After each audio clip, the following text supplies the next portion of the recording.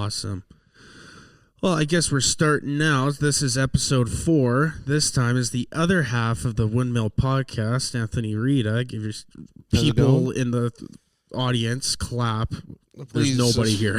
Lower the applause. It's not that big producer. Of a deal. Ugh. No, thank you for coming. Thanks for having me, brother. Yeah, no problem. Introduce yourself, who you are. And so my name's Anthoni Reda. I started comedy about 1.5 years ago. Was kind of on and off because of insufficient funds.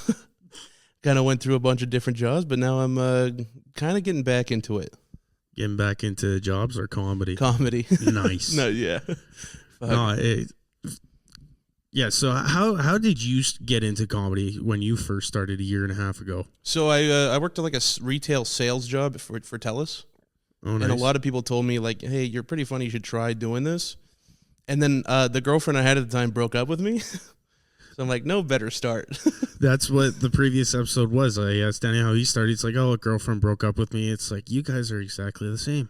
Yeah. We our meeting was kind of crazy because do you remember Daniel when he first entered the scene? Yeah, because it looked like he was ready to sell Cuban links. That's what I said last episode. No, he was like, every time he'd go into a conversation, he'd immediately neg them and like attack them.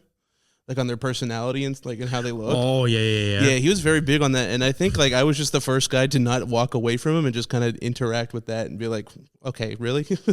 Like right? I just kind of went back at him too. Nice. Yeah, I feel like you guys now have chemistry with your podcast now, the Windmill podcast. And after seeing like that little clip from the other night, it's just like that content's awesome. Your editing is amazing. And yeah, it was just so funny to watch. It was funny the whole 15 minutes. I appreciate it, brother. I think that's what we're kind of steering towards now, especially since like... Mic closer, please, so we can get good audio. No, yeah. No, I've noticed my voice will project pretty far. But that's kind of what we're going to steer towards now with the Windmill is that it's going to be more of that content. Yeah. Compared to the podcast. Just because I feel like... when you talk to in my opinion, when you talk to someone for so long, and you talk to them like almost every day, when it comes to having like a unique thing, it's like we're just getting down to like, we're just saying dumb things. And it's like, I feel like it's not really interesting for a viewer to come in and be like, what are these guys talking about? Right. Yeah. Like the last podcast we did was at a Denny's and it was just us talking about like what we did the last day. And I know like all social media is kind of going like a parasocial way.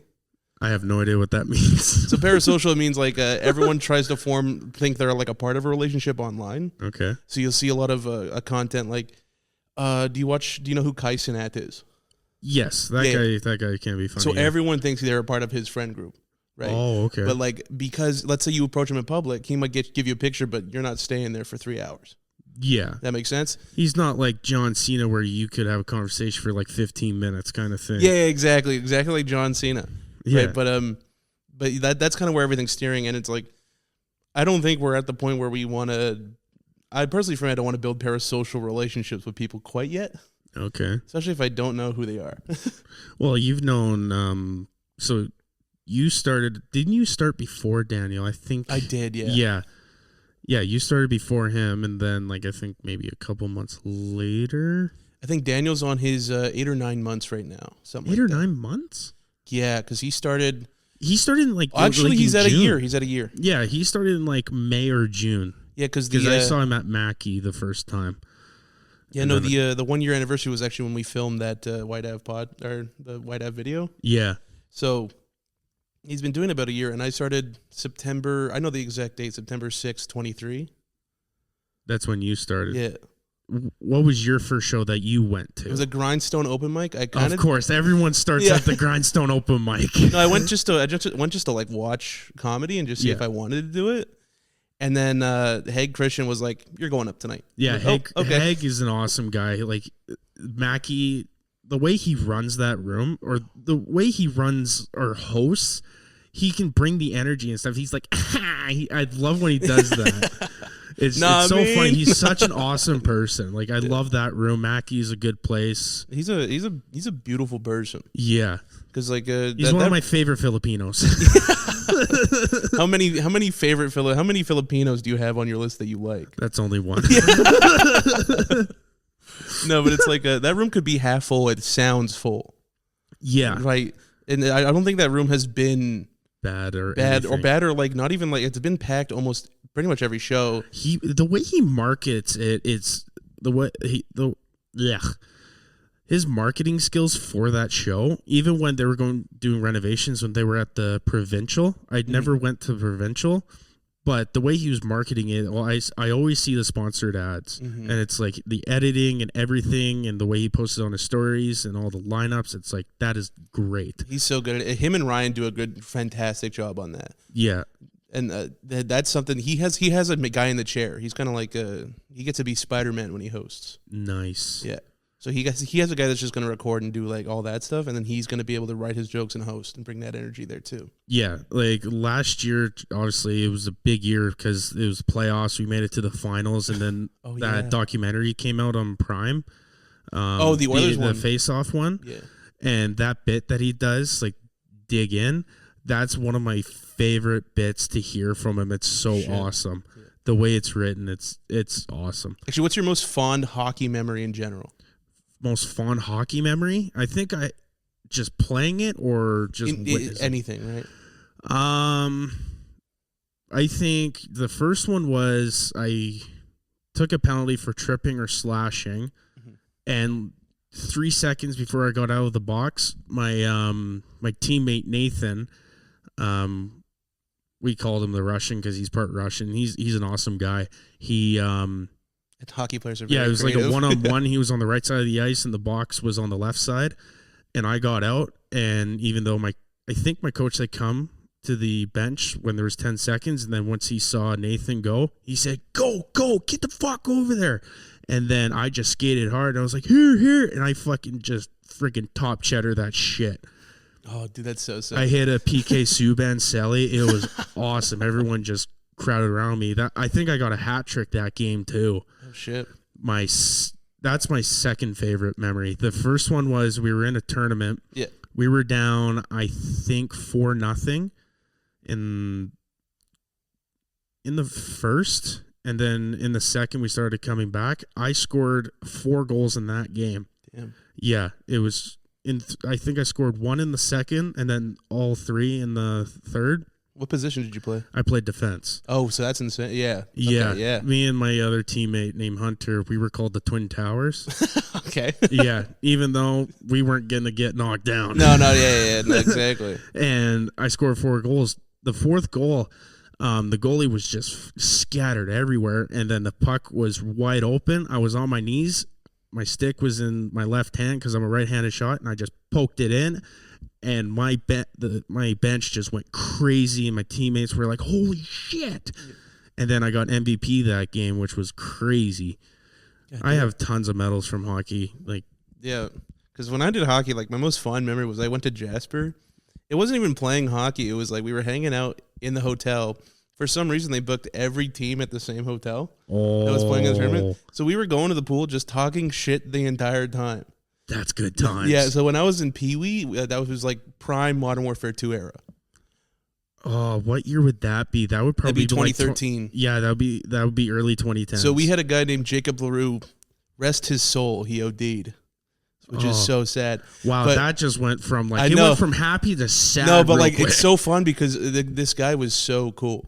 He was such a nice guy. He was like a drug dealer in high school, which as much as that is cool, it is also it's that's how I remember him because it's the last time I saw him, right? Yeah. But when we were in hockey, he was our backup goalie, and he was just going around to the teams being like, he would just drop Modern Warfare 2 terms in people's faces.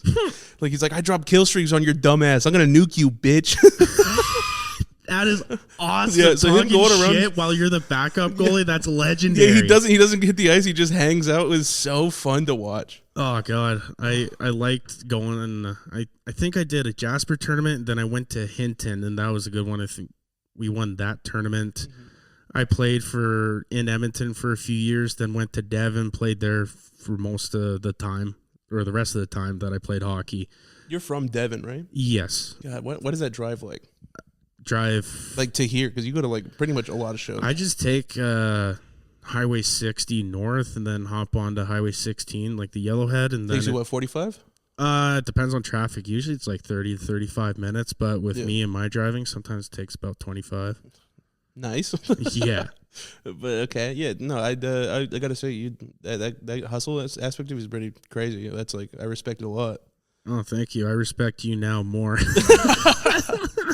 Yeah, let me just because it's just like a lot of people wouldn't drive at least 50 minutes a day. Well, Graham, he drives quite a bit too, because he lives probably like an hour away from. Yeah, he also owns his own concrete company. Yeah, so it's like he has a very big source of income. Yeah, if you're running your own company, I would hope to. And he has kids too. As well. Right. And he's feeding them. But he has the coolest wife ever. That like his wife supports him through comedy and all that, and he's gotten so good too. Because the first time I saw him was the 2023 funniest person with the day job at the comic strip, and that was his 4th set ever. Oh yeah, yeah. And that year the judges were fucking harsh on everybody. They were more harsh on me. I think one of the judges told me scrap everything and rewrite, and that just kicked me in the nuts. And I didn't do comedy for a month and a half until I looked at my emails. It's like, hey, you're on Yuck Yucks on May 25th, and I was like, shit, okay.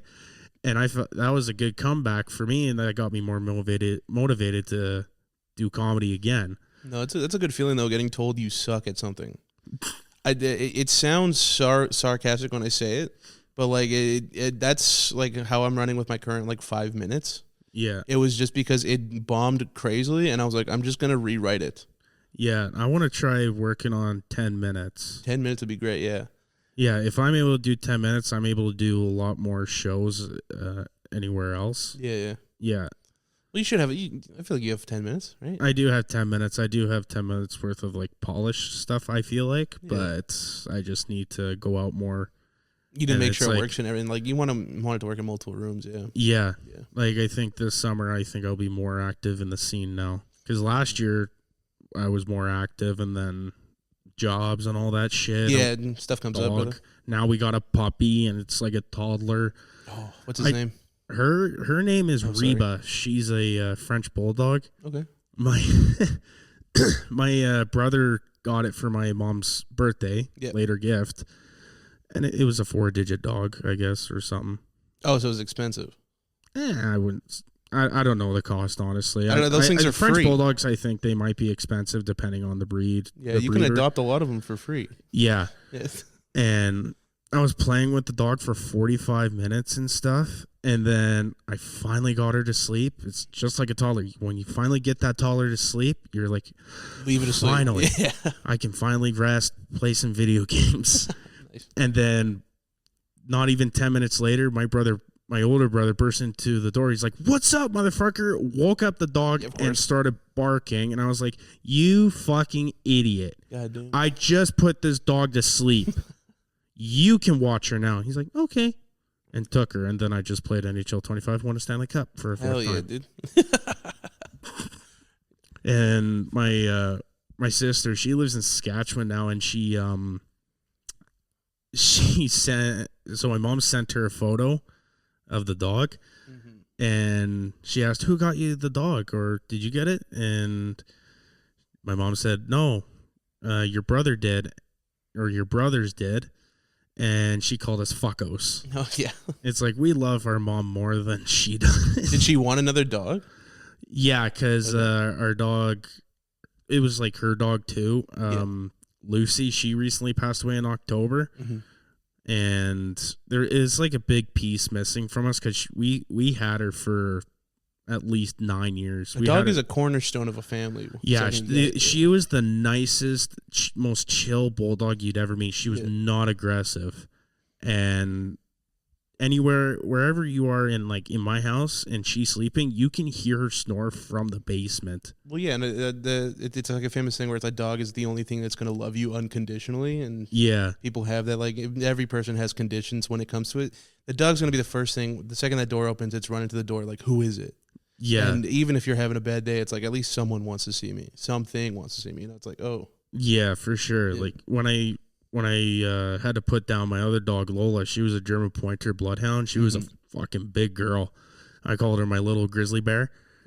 Yeah, because she got chunky. She weighed like 140 pounds. Wow. And I was just upset for like at least 4 months. And then that's when I finally got Chops, my bulldog. Yes.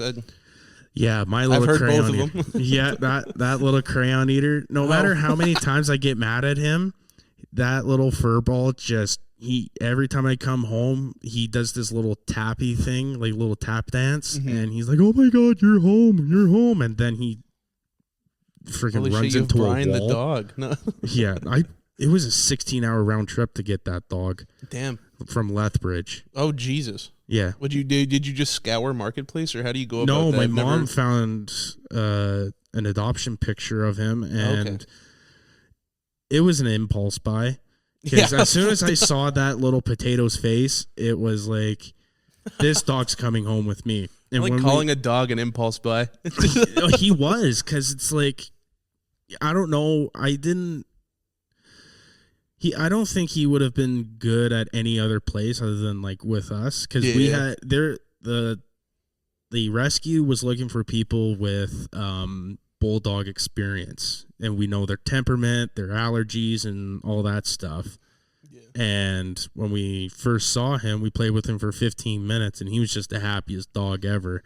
And they took him in the back again to like get stuff set up in case we wanted to adopt them. And my brother was there, and the lady asked, "Do you need time to think about it?" And I said, "No, he's coming home today." Oh yeah, and then I made like a donation to them because he was really overweight, and they got him down to where he's like really muscular now. Nice. So I made like a $50 donation to them and all that. I think it was Prairie Pets. Prairie Pets. Shout out Prairie Pets. Yeah, they actually sponsored the show. Yeah, sponsor this. Everyone gets a free dog, actually. No. But I was going to say, it's funny calling a dog an impulse buy, because I just immediately think of it like, imagine doing that with a kid. It's like you just go out on your whim. You come home to like your girlfriend. You're like, "I'm sorry, he was so cute in the window. I had to bring him home." like, oh, now we have to feed him, clothe him, and take him to school. I'm so sorry. We got to clean him and all that. He may be an asshole. It's your turn. He may be a dick when he's a preteen. He's a menace, but he's a lovable person. He may never know his real parents, but we're his real parents now. Yeah. Don't be searching. Oh my God. You play World of Warcraft a lot, do you? So how did you get into that game? Because that came out in like the 90s. So that came out in it released 2003 was the alpha. 2004 was its official launch. Yeah. I got into it in grade 6. So that would be when I was in grade 6. I was 11, 12. So it would be 2010. Around 2010, it was the peak of World of Warcraft. There's this thing called the Wrath of the Lich King. I'll pretend I know that. No one knows what it is. Hardcore into World of Warcraft. Your auntie is okay. She played it since the start. She plays it every day. That's good. So yeah, I've probably played with your aunt, which is crazy. Because I've played with a. It got to a point where I was playing like the oldest version. They re-released it. I was playing with 3 generations of one family. Like I was playing with a grandma, her son, and his daughter. Damn, that is crazy. Honestly, I think that game has a lot of influence on people now. It's been around for so long, and it used to be like the staple of like the game market before like Xbox started really coming out with its stuff. Yeah.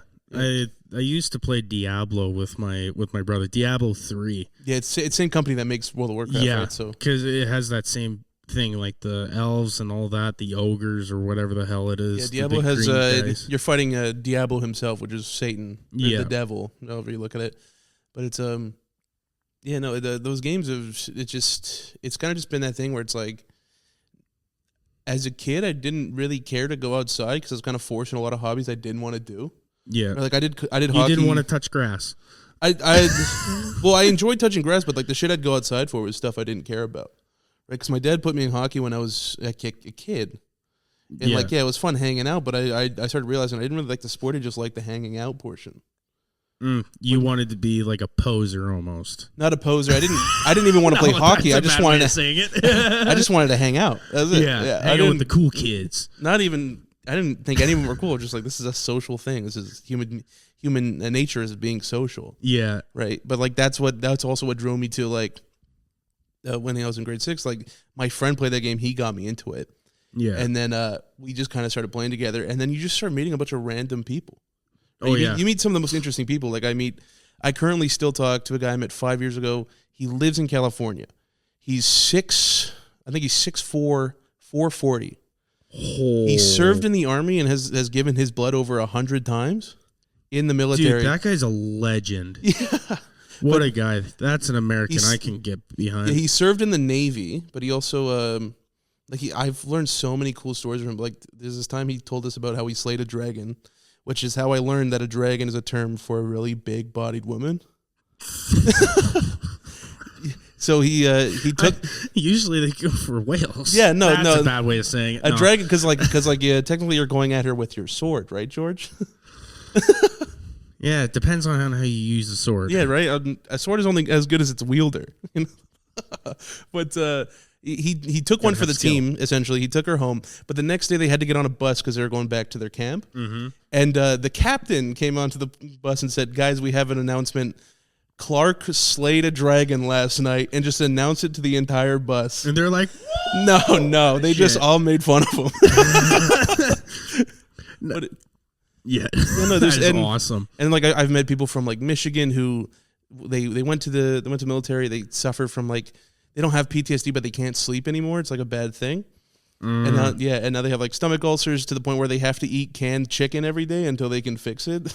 Oh. Yeah, no, you meet like a crazy amount of interesting people, but he has like a crazy addiction past where he's like done pretty much every drug under the sun. And he's still living. Yeah, he's hanging out. He's just chilling. No, I'll do crack today. No, I'll just insert a needle in my arm. No, let's just smoke some weed. Yeah, he hangs out, dude. Yeah. Dude, that's a chill guy. I have a guy, so I was big into Black Ops. Which one was your favorite? Well, the first Call of Duty I got into was World at War. World at War was a good one. I was scared of the zombies. Really? At the time. That was in like 2010 because that game came out in like 2008. Yeah, that's where the staple of zombies came out, dude. Kino der Toten. That was everyone. Kino der Toten came out in Black Ops 1. Yeah, it was Nocturne on Toten. Nocturne on Toten. Oh. Yeah. When I really started getting into it was probably BO1, and then when I was like hardcore into it was Black Ops 2, but that's when I didn't have Xbox Live at the time. So you're just I was just playing with my brother. Yeah. I was a screen peeker. Like I was we all were. I'm a champion screen peeker. We all were, yeah. And then when I was fully invested into zombies was obviously in Black Ops 2 when we were playing Buried and all that, and then Black Ops 3 was like that was the peak. Yeah. Black Ops 3 was the peak, and that's when I was trying to do Easter eggs and all that, and then like a couple years later I wanted to redo some with some random people on like the Xbox groups, and that's when I met a fella from the UK, from London, and then he was into like Forza Horizon. Did he get you into Forza? Oh, I was into Forza from the first game. I didn't play the second. Mm-hmm. I think the third one was in Australia, I think. When I really got heavily into it was in Horizon 4, and then I loved Horizon 5. And now I'm into the Crew Mortarfest. Now this is like a gaming podcast. Yeah, it is, yeah. I can never really get into Forza because it's like I never had I didn't want to buy the setup because it's like $300 for like the pedals and the wheel. Well, worth it though. Yeah, you can practice your shifting if you want to practice how to drive manual. That's perfect. The only reason I want to buy this setup though would be play so I could do like American Truck Simulator. Oh my god, that is awesome. Yeah, because like back on the World of Warcraft thing, where a lot of us, even if we don't like our ping, we'll just do it as like a bit. Yeah, kind of just like an act out, like a comedian. Where it's like, if we're playing American Truck Simulator, immediately my voice is like, "All right, 9-9er, I'm coming down the highway. Rubber duck, we're gonna blow through these bears."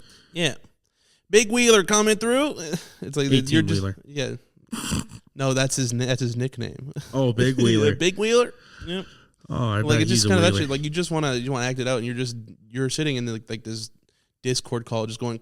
Of course, Discord. Yeah, right. You're just having fun. It's doing social things, but from your home. Yeah, I feel like 2015 to like 2019, that was the peak for like video games and like hanging out with your friends online. That was peak. Dude, and then I think when it started, like, it was still at the same level, was at 2020 when everything was shut down and we thought school was canceled. Yeah. And that's when, like, Among Us came out. And that's when it really started. Like, that's also, COVID changed more than just gaming. It changed, like, jobs. Yeah. Work from home wasn't as big as a staple as it is now. I feel like if I got into gaming content in 2020, I wouldn't be doing comedy at all. Oh, yeah. No, I was already in it before, so I kind of, when COVID came out, it was either I watch the content or I do the content. Yeah. Right, so I decided to do the content instead, and the government was just giving money, so like, okay, this is fine. Yeah. People had to repay, which was stupid. They're giving out money to help the people, and it's like, no, we want that shit back. I never had to. Fuck you, government. Yeah, I actually never had to, and they gave me $1,000 afterwards. Nice. I wish I could have $1,000 for right now. Exactly. Yeah. COVID was crazy. They should do it again. You know? No, that's a bad idea. I do not. Okay, when I was in school, there was a close contact in my mechanics class, and our class had to get sent home. And I phoned my mom, and she said, "Okay, I'm at home right now. I'm gonna get everything set up in the basement. If you have to come upstairs, you have to wear a mask." I was down in the basement for a month and a half, and it was hell. That sounded like your mom was just hazing you at that point. No, it's just she just didn't want anyone else sick. I had a little brother and all that. Do you have like an autoimmune disease in your family? I'm not too sure. Okay. But that was like hell. That was grade 11. Yeah, no, during COVID, that's when like as much as it's like that's when people started banding together and be like the government kind of fucking sucks. Right? Yeah, it's like it wasn't even like that's when people starting to wake up. Yeah, that's when like people were still like so big into like no guys, it's all a government idea, and it's like everyone's like it was the biggest division of people. Yeah, I felt like within those 2 years, our country got really divided during those times. We're still divided now, but it's we're divided more than ever. Yeah, well, we're gonna be divided forever. It's just people. They either just they want to pin it on something, and they'll never pin it on the government because the government should be they've been taught that it should be seen as like a safety compared to like not actually the enemy. Yeah. Like I just want to put a proper flagpole jig on my truck and just have a Canadian flag blown at all times. Because at that time during the convoy. Whenever trucks, like even like stock trucks, they were waving a Canadian flag and with a fuck Trudeau flag. They're just being targeted and getting pulled over. I have a buddy who does it now. He waves the Alberta flag and the Canadian flag from the back of his truck. Yeah, I should get a Alberta flag. Yeah, I bought that 80s trucker vest. I got to get a Alberta patch on it, a Canadian patch on it. Hell yeah. I'm gonna get the moon patch on the back. That's where it says I'm gonna get the moon on the top, and then on the bottom it'll say Alberta, and then I'll get like some kind of design on it, and then where it says MC, I'm gonna put 69 on it. Yeah, of course you have to. We grew up where 69 was just a number, and now it's just now it's the sex number. Yeah, right. It's a funny number, and I have that on my hockey sweater. Yeah, I got that made in, I think, the 2023 playoffs. Oh, yeah, 2023 playoffs. Yeah, 2023 playoffs was a good year, too. 2022, the Battle of Alberta. That was a good series. That was a good series. Oh. So I think we won the first game. We lost the second. Then we won. We went down 2, and then we tied it, and then we. No, because we won in 7, right? No, we won in 5. Oh, 5, okay. Because we won the first one, lost the second one, then we won the other 4. Okay. Because the other 2 were in Calgary. Yeah. Okay. Or something like that. I'm not too sure, but we won it. We won it overtime in Calgary. No bigger kick in the nuts than winning the series in Calgary and McDavid scoring that goal. There was probably more cheering from when the Oilers were scoring. Yeah. Then there was probably more Oilers fans in that barn than there were Flames fans. No, yeah, that's because a lot of people will just go down and watch. Yeah, yeah. Edmonton has. I feel like Edmonton has way more money than Calgary when it comes to the people. Yeah. So they're gonna buy the tickets faster. Right. Yeah, they're not gonna be like, I have to wait for paychecks. It's like, no, I've been saving up for this for the last 2 months. I'm buying it from the scalpers. Yeah. Yeah. Well, like a good idea for you guys for doing your windmill instead of going to a Denny's or a McDonald's would be playoffs. Going to playoffs? Yeah.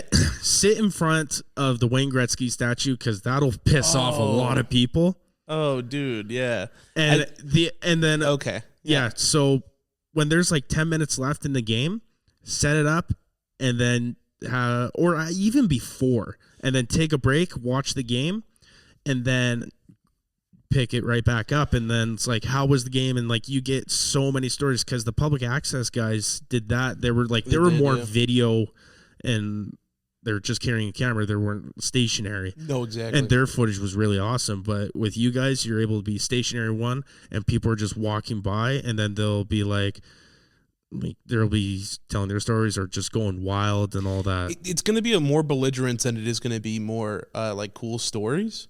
Yeah. Yeah. But it is a good, I could see it actually being really well. You can hear their like extreme stories too. What I'd want to do is, did you ever try and go to a watch party during the finals last year? Yes, I did go to a couple, but when there was a couple held here. Did you see the if you tried to watch it on Jasper Ave, the Game 7 finals for the Stanley Cup, you couldn't get in. They were like causing riots. And like the whole idea of what we're doing with the Princess right now is kind of like there's a YouTube channel called Channel 5. Okay. And we've kind of taken inspiration from that to do the Princess stuff. But that's where we could kind of step in and be like, that's when we could just ask our questions and do stuff like that. Yeah, there's so much content there too. Yeah, exactly. That's such a good idea to do that because there's so many unique people, and like I want to go there tonight with you and see that. Yeah, it's really because Daniel's like, no, just pretend you don't know us, and I'm like, no, I want to know you guys. I want to be like, I want to talk to these people. Oh yeah, just being there. I think I still have to message Drew, but we're gonna. We kind of hired him for today. Kind of hired. Yeah, like I'm giving him money, I'm paying for his food, whatever, and then he's just gonna record for us. And like if he wants to sit down and talk, of course, right? Yeah, like I want to bring a lawn chair too. Yeah, no, exactly. But where was I going with this? Oh yeah, but the issue is that if we blow up the spot too early, it'll never turn into something, you know? What do you mean, like if you bring too much heat to the area, it'll cause more attraction, and it won't be as authentic as we want it to be. Okay. Yeah. So do it like once in a while kind of thing? Yeah, if you want to stop by, like say once a month kind of thing? Yeah, exactly. Yeah, it'll still give it that steady attention too. Yeah, because we're doing it every... we were trying to do it last week, but then it snowed. Yeah. And we're like, I'm not making Drew sit out in the cold for 2 hours to record us and freeze. Yeah. Like, that's not ideal. And then, but now, like, the weather's beautiful. So it's like, yeah, you might as well. But, like, the thing is, like, if we have a bunch of people, like, the crowd's going to generate more crowd. Yeah. That makes sense, right? So we don't want to have it crowded with too many people. We just want, like, hopefully every now and then 5 people come in, stop by, and then we can get something out of that. Yeah. You at least want to have, like, at least a few people tell their stories about because we listened to those clips that Daniel showed us last night. Excuse me. There were so many cool stories about, like, there was, like, people seeing their first movie or their first date there or something like that. And it was so cool. And that's when, shout out to Dubs, that's when he started crying. Oh, my God. And it was so nice. And I kept telling him, hold it back. It's so good to see that because we want to bring that back. Mm-hmm. And, like, the recording stuff upstairs, that'll help, like, all of us that want to do our podcasts. Yeah, it's not even, because we were trying to portray it like I didn't want to even open up with comedy as the first thing to say because I don't want people to be like, oh, these are comics being narcissists. Okay. Like the first thing I want to bring up is it's art first. Right? Yeah, it's the arts. It's a Princess Theater, so it's a theater first, right? So we want your old-time films back. We want stuff like that. We want live shows, we want plays and movies. Yeah, we want it there. We want it to be what I call the epitome of an arts place.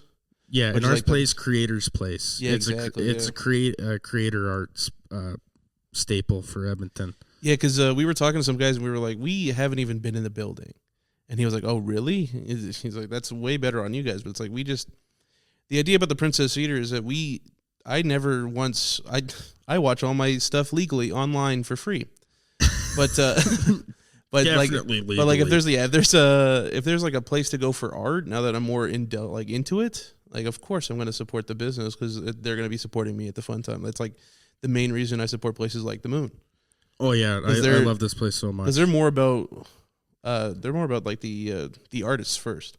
Yeah, for sure. Is a beautiful concept. Yeah, like places like the Moon, they want comics to like get better and like have them stand out, and then they're able to do stage time here and then polish some stuff up. Like the workshop's fucking awesome for that stuff. As much as I can't go to it right now because of my work schedule, I miss it every minute.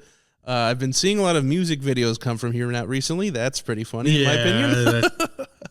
But no, a lot of places will support money first.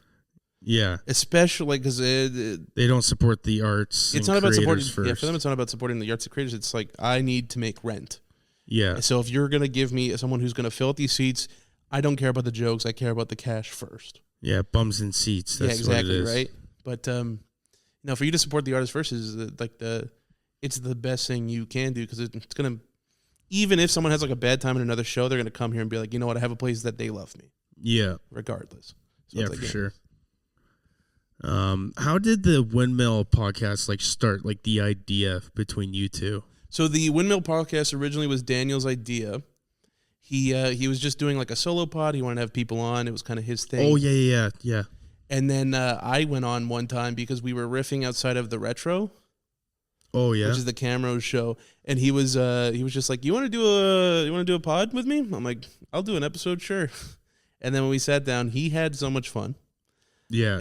I was just hanging out the entire time. I was having fun regardless. Yeah. But he was like, it sounds like pitching the idea. No, it sounds like he was dating, right? Because he's like, he did it with me, and then he did it with a bunch of other people. It's like, you know what? I just want to do it with you. Yeah. I'm like you. No, but it's good that you guys are doing that because you're able to keep him in check too. Yeah.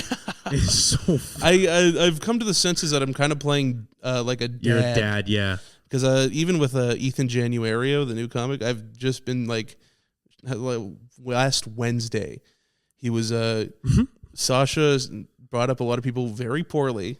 Like he brought up me as he said he could be talented like Brad, but he's fat. And then she brought me up on stage. And then for Ethan, she said he looks like if Harry Potter ate Harry Potter. And then he went up and like none of his jokes hit. It's the grindstone. It's the grindstone, and he's a newer comic, so he's trying new stuff, and it's not always going to land. But he then went on like a rant for 20 minutes outside, just complaining the entire time. About what was his rant? He was complaining about how he's brought up and like they didn't like any of my jokes. I was like, argh. And then Ryan Short came out and was like, simmer down, buddy. So the entire time I just imagine him because this is what I imagine that scenario where he's going on his rant, he's having his temper tantrum, his blood sugar might be low, and the freaking Shorts van is right out front, and he's just Ethan's being loud, and Ryan's trying to get some sleep. He opens both doors. He's like, "Simmer down." No, the best part just closes the door. He was just walking in and out of the grindstone. He said, "Simmer down," started laughing his ass off, and walked back in.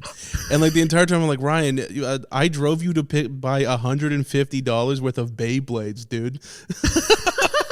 Who are you to call someone a kid? But like, I was just like, come on, Squirt, we're leaving. You're making a scene right now. Oh my God, that is awesome. Yeah, so I gotta go to the grindstone more, but not to do sets there because I feel like I change my material a lot. Yeah. And the thing with going to grindstone is you don't really go for your set; you go to hang. Yeah, that's just the hangout spot on Wednesdays late night. That's something that Harshawn he said once, and it kind of like stuck with me.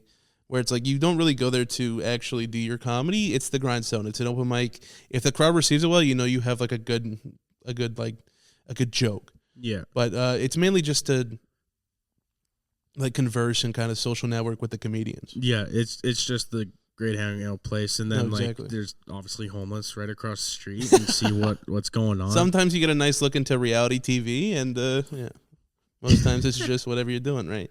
Yeah. But like if you're going there to do comedy and you want to like do the jokes that you know will work, that Mackey's down the road, brother. Like yeah, Mackey's the way to go. Oh yeah, it's a nice. And that's where if you want to have a good set, that's like depends who you are. True. That's where you go. Yeah, exactly. And then if you want to just try the same jokes at the grindstone and they don't hit, it's like whatever, dude. It's like who gives a fuck? It's late at night. It's 10 p.m. Yeah, exactly. I probably only had 2 good sets there at the grindstone open mic. That's all I had. 2 good ones. Everything else just. I remember like the first set that I had that did like really well was Matthew Perry had just died. And this is important because it was the set was on November 2nd or something, and they still had their Halloween decorations up. So the first thing I said was like, someone brought up Matthew Perry. I'm just thankful he came to the show, and I pointed to the ghost in the wall. Oh, that is so fucking good. Yeah. It's heinous but good. I know. Holy and then shit. It just like it like lit up the entire room, and I was like, "Fuck, that was so good." If I was there, I'd be howling, Oh, yeah. and then everyone just turns around. It's like, who's this fucking idiot laughing at something so the bad, whole room was into bad. it. And then I immediately go into like semen retention, and I'm like, fuck. That is such a good joke. And like obviously just happened. Yeah. And then they're like, oh my God. The timing was perfect. Yeah, it was so perfect. It's God. There's so much shit at the grindstone. But like even no matter how bad your sets are at the grindstone, there's always gonna be like you're always gonna have a memory like attached to it. Yeah, for sure. So, like every building's gonna have that thing, right? Like I'm trying to think, Edmonton comedy scene or Edmonton. We're the best in the country. We're the best, but like comic strip, you'll have your like. What's your first memory of the comic strip? Oh, my first memory probably when I first did my first set there was probably December 15th of 22. Oh damn. Yeah, and brand new. McQuick I didn't make the draw. And McQuick said, "All right, the show's going fast. You're going up." And then I went up, and I think I had a good set there that night too, and it was awesome.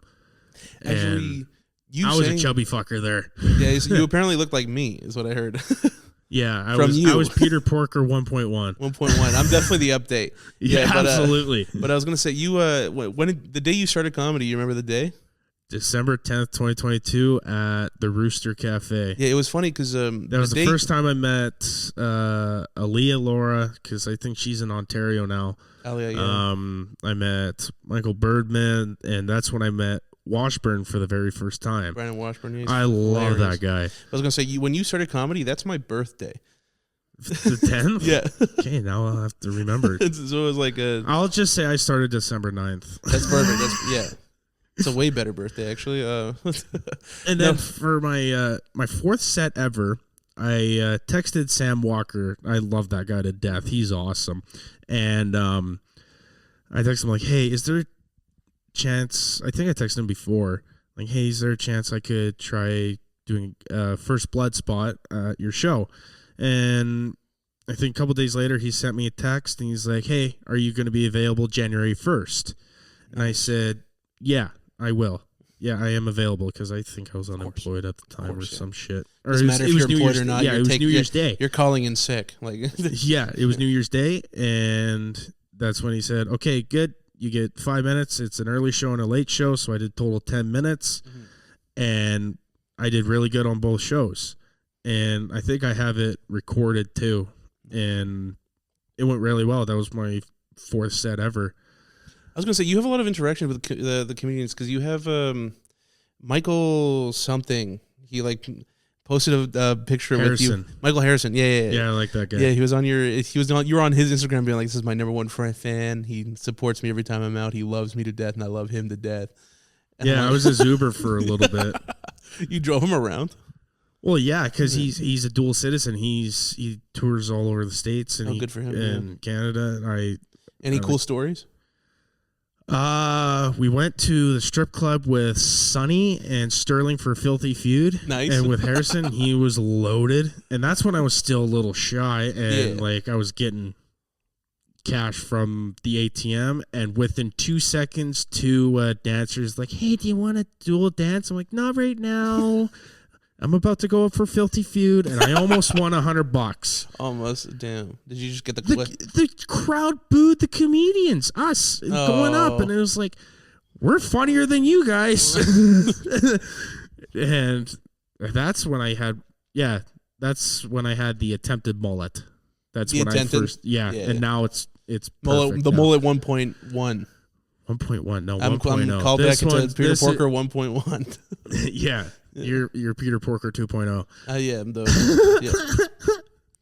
But what was I going to say? It's Family Feud. What are they cheering? Are they it's Filthy Feud? So it's basically Family Feud but dirty. Oh, okay. Same thing. Yeah, but how do they boo a correct answer? Is my opinion. No, we were going up. When we were walking up, and I think Sterling said, "Here's 2 Edmonton comedians." Mm. Or something like that. Here comes the comedians. Oh, I guess I don't know how the Filthy Feud actually works. Yeah, and then we got booed. Oh, yeah. And it was just funny. Okay. Yeah. It was a fun night, and then I think I got home at like 3 a.m. Damn. Yeah, no, the only times I've been to a strip club was one to just drink, and the other one I entered blackout drunk. Oh, dude. I got blackout drunk one time, but that's a long story. I used to drink all the time, and I just kind of like stopped. It's like a bad thing. Yeah, my buddy keeps texting me. It's like, hey, come to Pals, which is the local bar in Devon. Mm-hmm. And the one weekend I got really drunk. Like, I think I pre-gamed 3 beers at home. Then I had about 6 beers at the local brewery. Then they closed. Then we went to Pals, and I had 4 more beers there. And that's I was 13 just beers, fucking loaded. Yeah, that's a lot of beers. Yeah, I will never drink and drive. Never. Even if I have my keys on me. It's like, well, you slip in I still have that sober right side. It's like, don't fucking do this. Yeah, you're morally good. Yeah. I get tipsy after 2 beers, but after not drinking for a while, it's like, I'll have a couple beers once in a while. Yeah, I think the most I've had in a day was like 24. Because it was my... Oh. And that started at 2 Your 2 poor p.m. liver. No, it was a good day. I bet it was. It's a great day. At 2 p.m. to 2 a.m. on White was insane. Oh, my sister's now husband's birthday, and I was just like, okay, yeah, I'll come out. It's sure, it's his birthday. I'll be there. And then when I go with my sister, she's just like, you're the youngest. I have to pay for you. That's a good sister. It's a great sister. Yeah, my sister told me. My sister told me when you turn 18, we're getting drunk. Never fucking happened. Never happened? Oh, shit. My sister doesn't even give me birthday gifts. She says, we're going out, pick a night. And I never pick a night because I'm doing this. Yeah, the only time my sister, like, she only asked me for gifts for the nephew, and I love that kid to death. Mm-hmm. But, like, his mom, she's not suitable to be a parent. I feel the same way with my sister. No, don't worry. No, like, if you see my sister... yeah, you can see she's definitely not. She's still kind of like want to be in the party life. Yeah, I got 2, so I should rephrase. One of my sisters, great parent. One of my sisters, she's working at it. She's getting there. She's getting better. Okay. No, yeah, my sister's trying to get good at it and stuff. Well, I think we talked long enough. So, nice. Yeah, check. Where can they find you on social media? You can find me at the Windmill Podcast. You can find me tonight on White Avenue. Yeah, and my Instagram is Anthony_Reda. That's where I will post nothing, but I'll share a lot of stuff if you follow me. Yeah, and... support the princess. That's way more important than any sort of social media that I have. Yeah, that's the main... Yeah, support the princess. That's the main project of hopefully of Edmonton right now.